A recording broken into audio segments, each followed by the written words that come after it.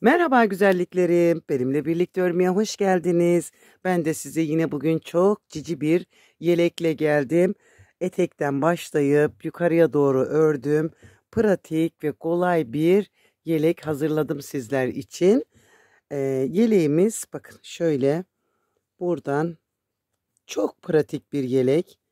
Yani bilmeyen bile, ilk defa örmek isteyen bile benimle birlikte rahatlıkla örebilir. Bakın şuna bir yumuşacık yumuşacık düştü ve fosur fosur bir görüntüsü oldu.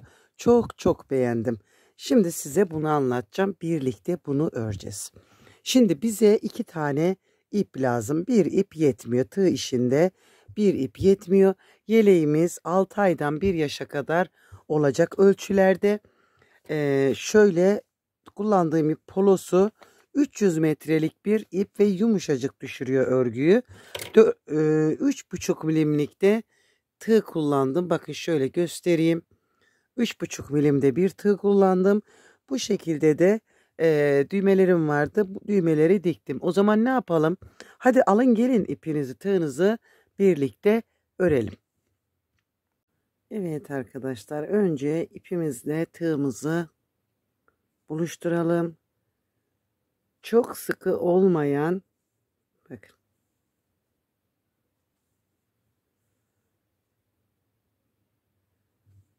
116 tane zincir çekelim. Bakın, sıkı çekmeyeceğiz. Böyle rahat bir şekilde zincirlerimizi çekelim.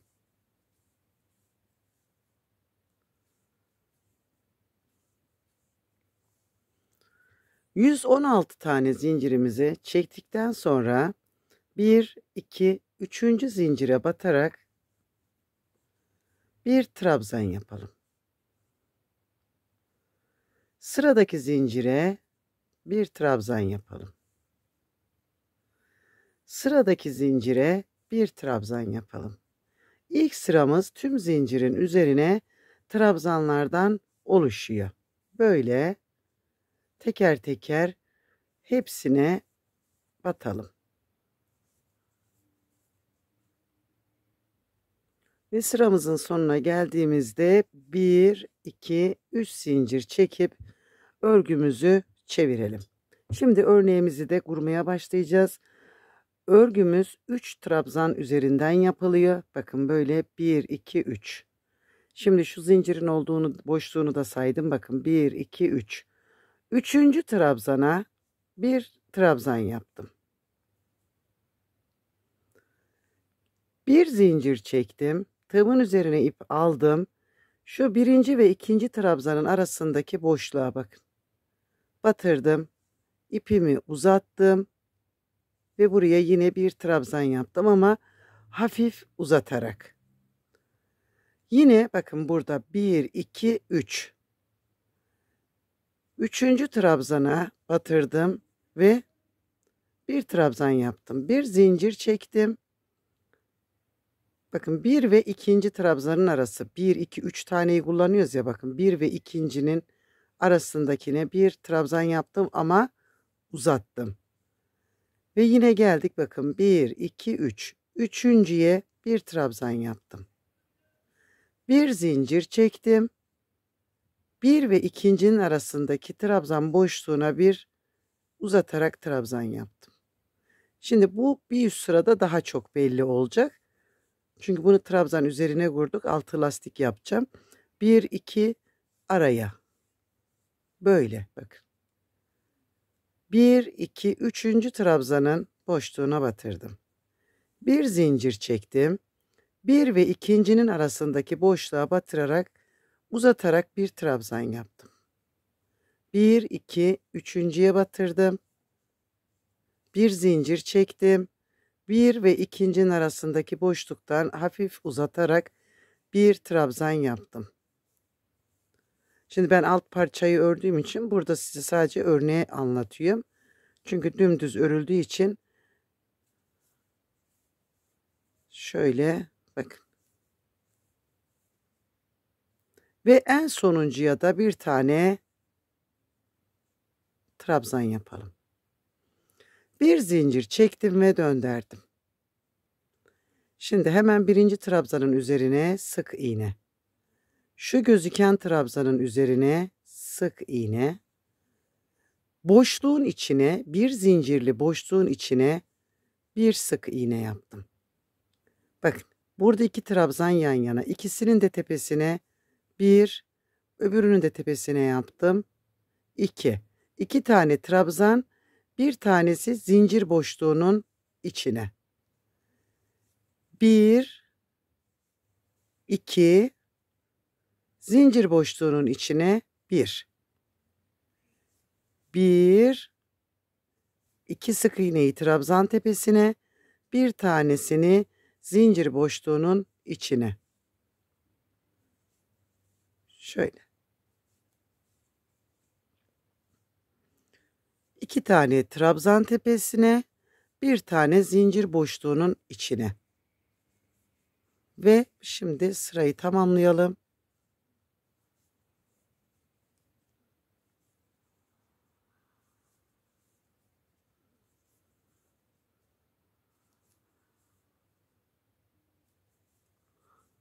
Ve zincir tepesine bakın.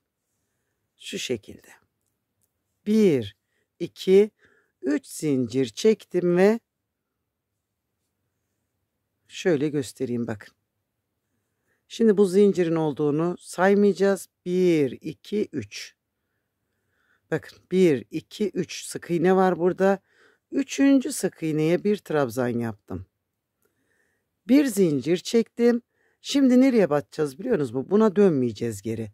Şimdi şurada yaptığımız örneğin bakın. Şurada arada boşlukları oluştu. Şu aradaki boşluğa girip ipimizi uzatıp bir trabzan yapacağız. Bakın. 1, 2, 3 sık iğne örneğin üzerinde. Üçüncüye batırdım, bir trabzan yaptım. Bir zincir çekip bakın şu boşluğun içine geleceğim. Şuna. Direkt bu boşluğun içinden ipimi uzattım ve bir trabzan yaptım. Hiç gerdirmedim. Sıradaki üçlüye geldim. Bir örneğin üzerinde 3 sık iğne var. 1, 2, 3. Üçüncü sık iğneye bir trabzan yaptım. Bir zincir. Bakın buradaki boşluğa bu sefer de. Şu araya. Buraya bir tane trabzan yaptım ama uzattım. 1, 2, üçüncüye batırdım.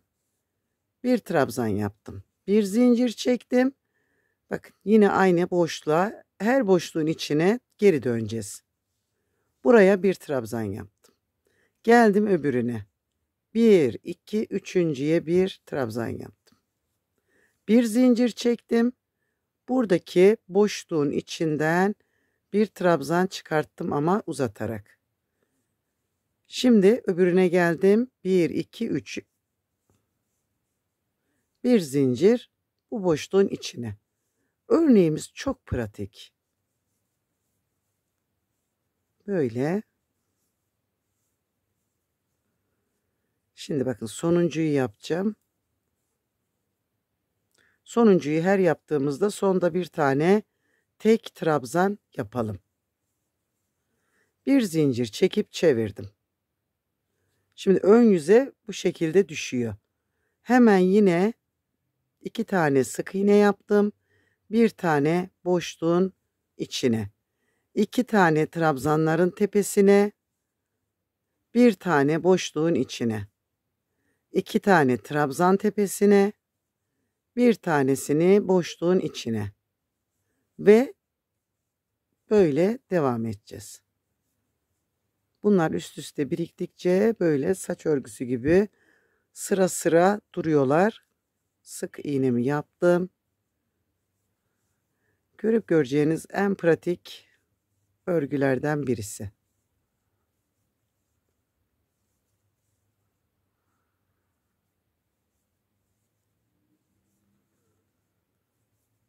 Ve şöyle bakın. 1, 2, 3 zincir çektim ve çevirdim.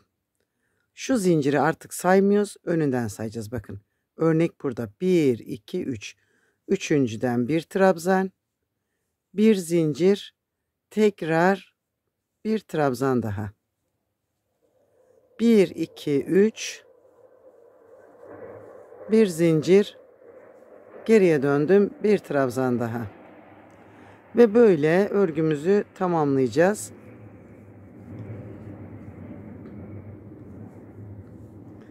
Şöyle bakın, ilerlemiş halini de göstereyim.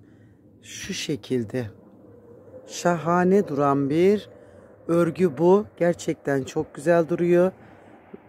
Şöyle bakın. İki tarafından da ayrı güzellikte görünüyor. Şimdi örneğimizi yaptık. Bir karış boyuna gelene kadar ördüm. Yalnız bunun bu alt kısmına bir de lastik örgü yapacağımız için bu bir karıştan biraz büyük olacak bu sefer. Şimdi ne yapacağız biliyor musunuz? Bunu, örgümüzü ikiye katlayacağız. Ve şöyle bakın. Arada hafif bir açıklık bırakarak şimdi buradan, hatta şöyle yapabiliriz. Bakın. Örgümüzü tutalım ve ikiye katlayalım. Şöyle. Şimdi buradan da bu tarafa katlayıp şuradan çıkan sayıyı sayalım. 2, 4, 6, 8 örnek. Bakın 8 örnek. Şimdi üçlüsünün bittiği yerde 9. örnekten de bir tane alalım. Bakın. 2, 4, 6, 8. 2, 4, 6, 8. Şimdi bunun da bir öndeki örneğinden alalım. Şöyle. Burası bizim önlerimiz, burası bizim arkamız olacak. Hiçbir şey yapmadan dümdüz öreceğiz. Yine örneğimle başlayacağım. Bakın. İlk parçayı öreceğim. Böyle. Şimdi işaret attığım yere kadar öreceğim ve geleceğim. En sona geldiğimde bir de işaretimi attığım yere bir trabzan atarak bir zincir çekip döndüm. Dümdüz öreceğiz güzelliklerim. Böyle artırma, eksiltme hiçbir şey yapmadan dümdüz öreceğiz. Evet güzelliklerim, bakın parçamı ördüm. Şöyle örnekleri yaptığım sırayı sayacağım size. Bakın şurada işaretimizin olduğu sıra 1, 2, 3, 4, 5, 6, 7 örnek sırası ve bir sırada sık iğne yaptım ve önün birinci parçasını tamamladım. Bakın dümdüz ördük. Şimdi ikinci önü de aynı şekilde başlayacağız. Dümdüz öreceğiz. Arkayı da şuradan hemen size arkayı göstereceğim. Şimdi arkayı başlarken bakın. Şurada arada örneğimiz kaldı ya. Bir bıraktım. İkinciden ipimi buraya bağlayacağım ve buradan devam edeceğim. Öbür tarafta da aynı şekilde bir tane bırakarak geri döneceğiz.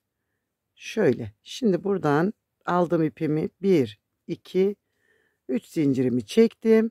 Ve bakın 1, 2, 3. örneğim yine. Ve başlayacağım örneklerimi yapmaya. Sonda bir tane kalana kadar zaten belli ediyor kendini, şaşırmazsınız.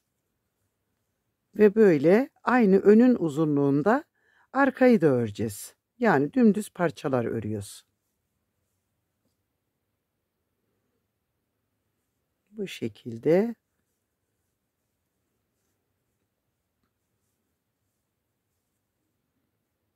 ilerleyeceğiz. Zor iş yoktur güzelliklerim. Keyifle yapmak vardır. Severek yapmıyorsanız zaten hiç yapmayın. Size sıkan hiçbir işi yapmayın. Mesela ben örgü örmeyi çok seviyorum. Önceden patik örüyordum, örgü ayakkabı örüyordum ama şu an ellerimdeki sorundan dolayı çok sıkı öremiyorum.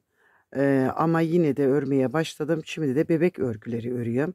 Zaten bebek örgüleri taş gibi örülmez. Yani tam elime göre bir iş yapıyorum yine ve çok rahat örüyorum, keyifli örüyorum. O yüzden keyif aldığınız işi yapın. Keyif almadığınızı yapmayın. Bakın sona geldim, az kaldı. ne örgünüz ilerler, keyif almadığınız sürece ne de eliniz çalışır. O yüzden keyif aldığınız işi yapın. Eğer bunu severek örerseniz sonuca doğru gitmek o kadar keyifli oluyor ki, yani bir iş yaptınız ve bitişte ne göreceksiniz, ne yaptığınız sizi çok mutlu edecek. Yoksa örmenin bir keyfi olmuyor. Hemen geleceğim oraya kadar. Şöyle.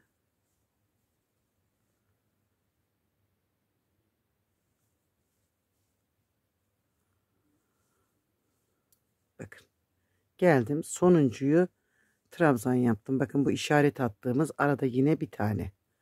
Bir zincir çektim ve çevirdim. Hadi bakalım örelim şimdi parçalarımızı. Sonrasına devam edelim. Evet arkadaşlar, bakın 3 parçamız da hazır. Artırma, eksiltme yapmadan dümdüz ördük ve çıkarttık. Bakın şöyle gol yerimiz. Bu genişlik gayet güzel bir genişlik oldu. Şimdi istediğiniz tarafını düz tarafı yapabilirsiniz. Örnek iki tarafından da aynı gözüküyor. Yalnız burada şu sık iğne yaptıklarımız, düz olarak yaptığımız sık iğne sırasını öne getirirseniz bu biraz daha sanki güzel görünüyor gibi. Yani düz yüzünü burası yapabiliriz. Şöyle bakın, sık iğnelerin ön yüze düştüğü yerleri düz yüzümüz. Şimdi burayı dümdüz serdik.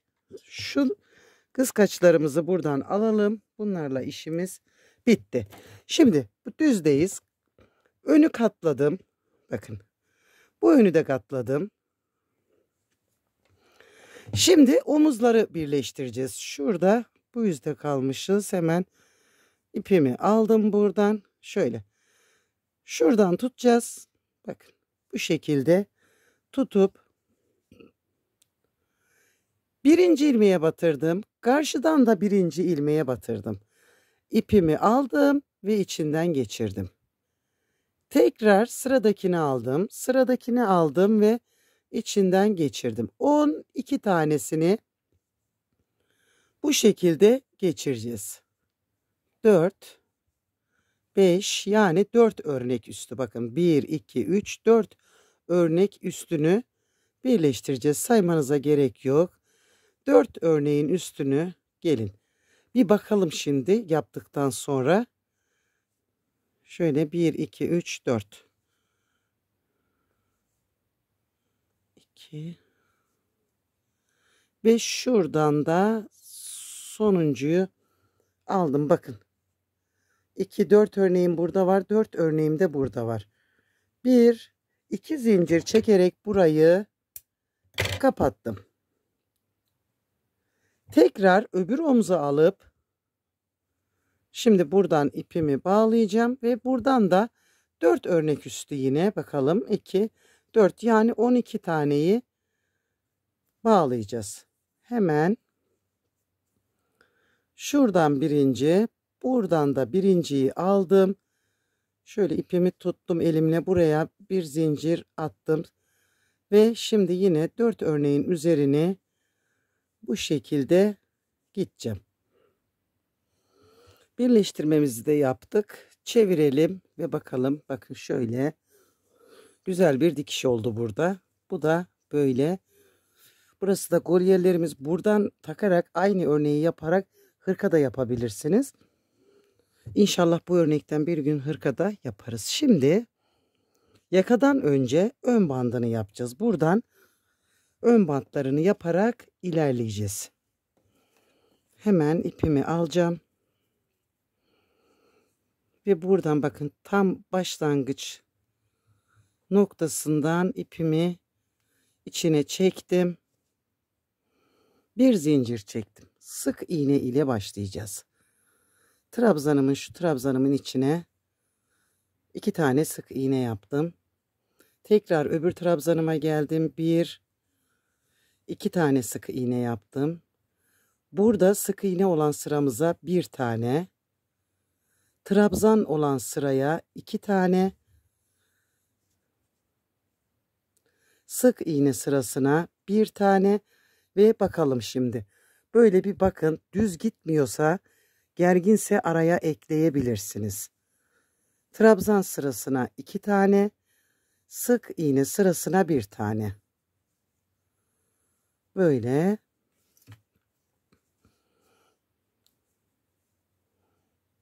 1-2 1-2 olarak ilerleyeceğiz. Bu şekilde. Baktım bu iyi geliyor. Ben çok sıkı örmediğim için iyi geliyor. Sıkı örüyorsanız ekleme yapın. Benim dediğim sayıya sabit kalmayın. Bakın. Bakın böyle bakın. Dümdüz. Şimdi yine sona gideceğim.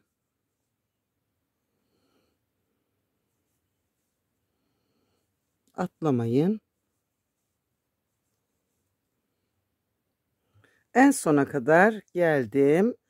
Bir zincir çektim ve geri döndürdüm. Burada düğme deliklerini de hazırlayarak gideceğiz. Hemen birinciye batıyorum burada bakın. 1 2 3 1 2 zincir çektim. 1 2 tane bıraktım. Üçüncüye batırdım. Şimdi başlayacağız saymaya. 1 2 3 4 5 6 7 bakın 7 tane arada sık iğne yaptım. 1 2 zincir çektim. 1 2 atladım üçüncüye. Ve yine 7 tane. 1 2 3 4 5 6 ve 7. 2 zincir, 2 atladım. 1 2 üçüncüye batırdım. 1 2 3 4 5 6 ve 7. 1 2 zincir çektim. 1 2 üçüncüye batırdım. 2 3 4 5 6 7. 1 2 zincir çektim. 1 2 üçüncüye batırdım.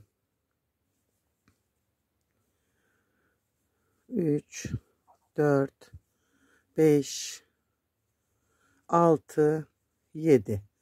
1 2 zincir çektim. 1 2 atladım üçüncüye batırdım.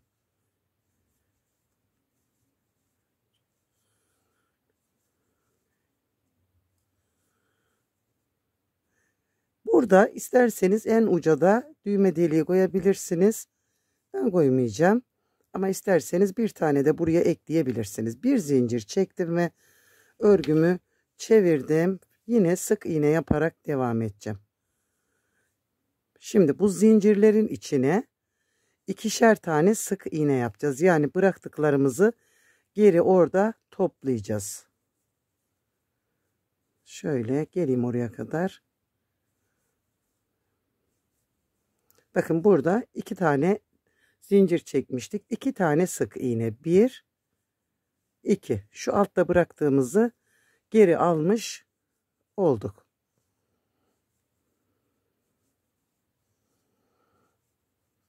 Ve yine bakın zincire geldim. 1 2. Yani bıraktıklarımı geri aldım ve devam edeceğim şimdi. Bu sırayı da böyle tamamlayacağız. Bundan sonra 2 sıramız var. İkinci sıranın sonuncuyu da göstereceğim. Bu sırayı çıkalım ve tekrar buraya aşağıya inelim. Evet arkadaşlar bakın son sırama geldim. Şimdi son sıramda buraya batırdım. İpimi aldım. İçinden geçirdim. Bir zincir attım. Sıradakine batırdım. İçinden geçirdim. Bir zincir attım. İçinden geçirdim. Bir zincir attım. İçinden geçirdim. Bir zincir. Bakın bir CC yapacağız. Bir zincir. İpimi içinden geçirdim. Bir zincir. İpimi içinden geçirdim. Yani arada bir tane zincir. Bakın böyle çok kibar bir tığlama olacak bu da.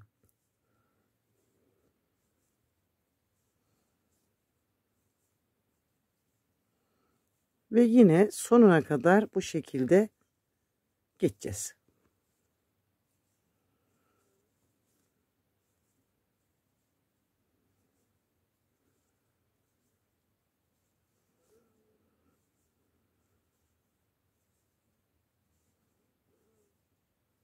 Hiç bakın, hiç atlamadan hepsine böyle. En sona geldim ve ipimi kestim. Bu burada dursun. Bu üstü yaparken bunu kaybedeceğiz. Bakın şöyle göstereyim. Öbür önü de aynı bunu yaptığımız gibi yapacağız. Sadece düğme deliği yapmayacağız önüne. Kollarımızı da aynı şekilde ilmekler çıkartarak yapacağız. Şöyle hemen kolu da göstereyim. Aynı şekilde yapacağız. Yani başka bir mantıkta değil. Şimdi şuradan ipimi aldım ve buraya bağladım. Bakın burada da aynı sıralarım gözüküyor. Önce şu diptekine batırdım. Trabzan sırasından 2 sık iğne, bir tane sık iğne sırasından. Burada sıralarımız zaten belli. Trabzan sırasından 2, aynı önü yaptığımız mantıkta kolları da yapacağız. Sonra yakasıyla eteklerini birlikte yapalım. Şurada 2 tane battık, olmaz. Şöyle. Evet, ön bantlarımız da bitti. Bakın bu bandım bu şekilde oldu. Şurada altta bir trabzan sırası yapmıştık. Bakın. Şöyle şurayı bakın bırakmıştık. Burada şimdi bu bandımın olduğu yeri trabzana kadar sık iğne ile geçeceğim.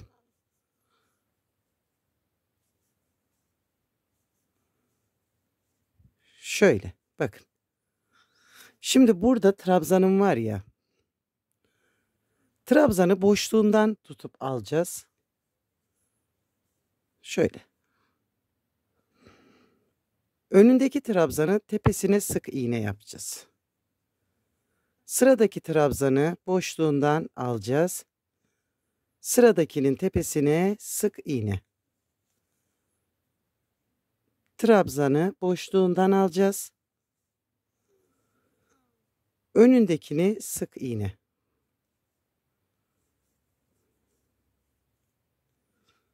Trabzanı boşluğundan alacağız.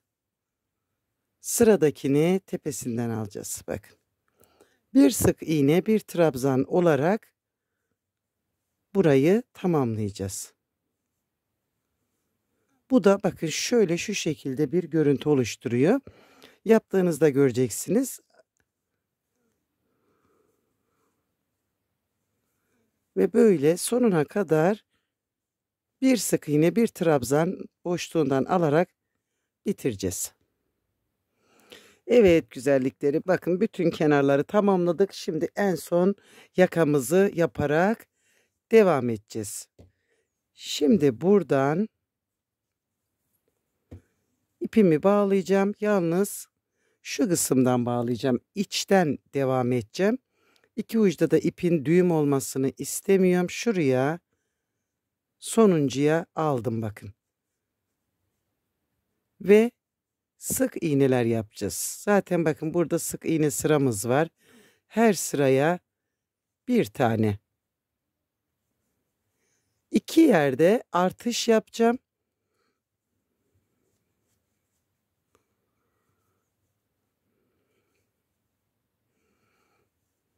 Yakanın devrilmesi için şu omuz birleştirme yeri var ya, orada artırma yapacağız.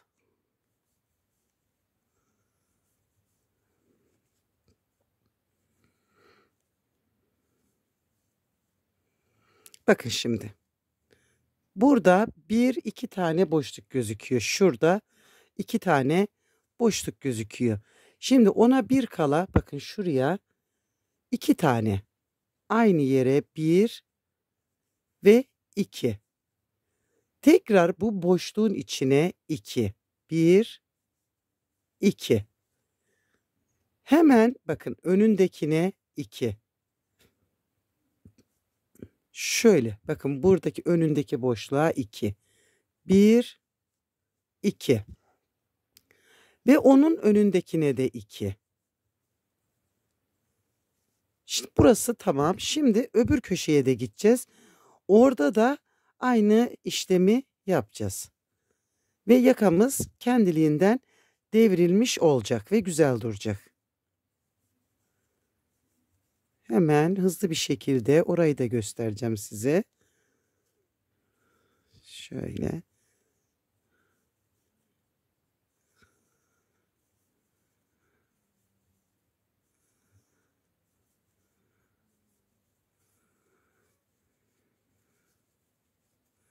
Şu ipimi de şuradan alacağım. Şöyle sizi yormasın.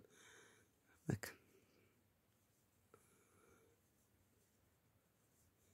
Ve bakın aynı ek yerine yine geldim. Şimdi önündekine 2, 1, 2. Bakın birleştirme noktasındakine 1, 2. Onun önündeki birleştirme noktasına 2. Hemen önündekine 2. Yani 4 yerde 4 tane artırma yaptım. Bu da bize yeterli gelecek. Şimdi şuradaki başlangıç ipini de yok edeceğiz. Bu sık iğneleri yaptığınızda fazlalık iplerinizi içeriden götürerek kaybedebilirsiniz. Temizleyerek ilerleyebilirsiniz. Bakın gördünüz mü? Onu orada yedirdim.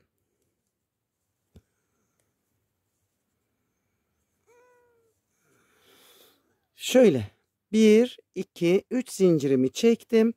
Bu sıra trabzandan oluşacak. Bu sıramızda sadece trabzan yapacağız. Bakın birinciye zincirimiz, ikinciye batırdım ve trabzanımı yaparak ilerleyeceğim. Ta köy burca kadar. Onun üstüne sık iğne sırası, onun üstüne trabzan sırası olarak ilerleyeceğiz. Bir sık iğne, bir trabzan sırası yapacağız ve yakamızı büyüteceğiz. Köpük gibi oldu. İp o kadar güzel durdurdu ki yumuşacık oldu. Ördüğünüzde siz de göreceksiniz. Bebek iplerinin yumuşak olanları tercih edin. Sert iplerle örmeyin. Evet bakın. Şimdi bunun üstüne sık iğne, onun üstüne trabzan, sık iğne diye devam edeceğim. Evet arkadaşlar bakın yakayı 1, 2, 3 trabzan sırası, son sırayı da sık iğne yaparak bitirdim. Şimdi örgümüzün şöyle ters yüzünden bakın yakayı başladığımız yer şurası ya, bakın şuradan ters yüzünden ipimi buraya alacağım. Şöyle bakın ipin düğüm atmıyorum burada. Burada düğüm atmayacağım. Bu yaptığımız kenar oyasını sadece bu kısımda yapacağız. Şuraya şimdi bu ipi saklayacağız. Bakın burada bir zincir çektim. Şimdi burada birinci trabzan sırası var. Bakın sık iğne sırası var. Bir de trabzan sırası var. Buraya 1, 2, 3, 4, 5, 6. Bakın 6 tane şuraya trabzanın içine trabzan yaptım. Şimdi bu ip iç kısımda bakın şurada bunu yedireceğiz. Örer gibi içe düşüyor ya burası. Bakın şöyle aldım. Yine buradaki bakın ters ilmek gibi gözükenin arasından bu ipi aldım. Şöyle bakın ördüm burada. Bir tane daha yapacağım. Ve şuradan trabzan arasından ip aldım. İçinden geçirdim ve kestim. Şimdi burada bir zincir çektim. Bakın önünde trabzan boşluğu var. Şurası. Buraya bir sık iğne yaptım. Bir zincir çektim. Şimdi burada trabzan sırasına değil de sık iğne sırasına bakın. Sık iğneye battığım yere. Şuraya. Tam trabzanın altındaki boşluğa 1, 2, 3, 4, 5, 6. Bir tane zincir çektim. En üstteki sık iğneye batırdım. Şöyle ve bunu içinden geçirdim bu köşede. Şu şekilde. Bir zincir attım. Bakın şu. Burada bu battığımdan sonra bakın bu battığım var ya. Üçüncüye yani 1, 2, üçüncüye. Yani battığınızı da sayarsanız üçüncü olacak. Üçüncü sık iğnenin içine 6 tane trabzan. 2, 3, 4, 5, 6. Bir zincir attım. 1, 2, üçüncü sık iğneye bakın üçüncü sık iğneye birleştirdim. Bir zincir attım. 1, 2, üçüncü sık iğneye yine 6 tane trabzan yapacağım. 2, 3, 4, 5 ve 6. Bir zincir, 1, 2, üçüncüye bir sık iğne. Gördünüz mü? Şimdi sona doğru gideceğiz. Hep üçüncülere batacağız. 1, 2, 3, 4, 5, 6. Bir zincir, 1, 2, üçüncüye. Şu şekilde bir görüntümüz oluşacak. Burada köşeye geldiğimde öbür uçta yaptığım gibi bakın sık iğne yapmadım. Bir zincir çektim ve yine bakın trabzan sırası değil de sık iğne sırasına 6 tane 1, 2, 3, 4, 5, 6. Bir de zincir çektim ve boşluğun içine bağlayalım. Buraya bir tane daha. Şöyle bir zincir. Şimdi trabzanın içine bir tane daha yapacağız ve burayı da ikilemiş olduk. Eşitledik yani. 4, 5, 6. Bir de zincir şuraya bakın. Aldım. İpimi içinden geçirdim ve biraz uzun keseceğim.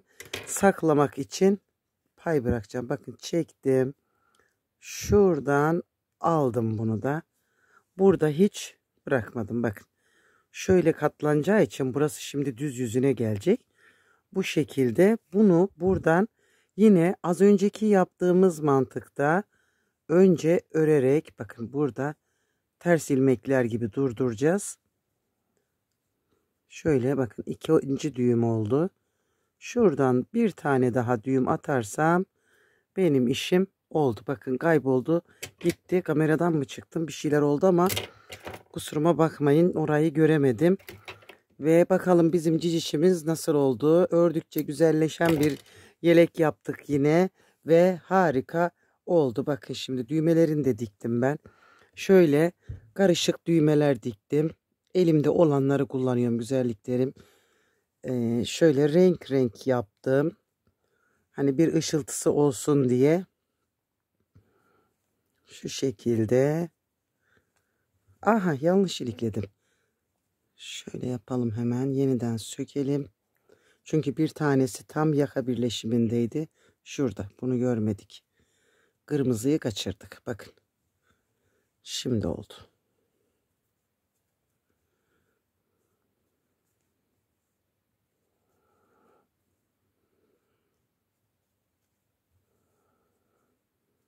Evet. Bakın.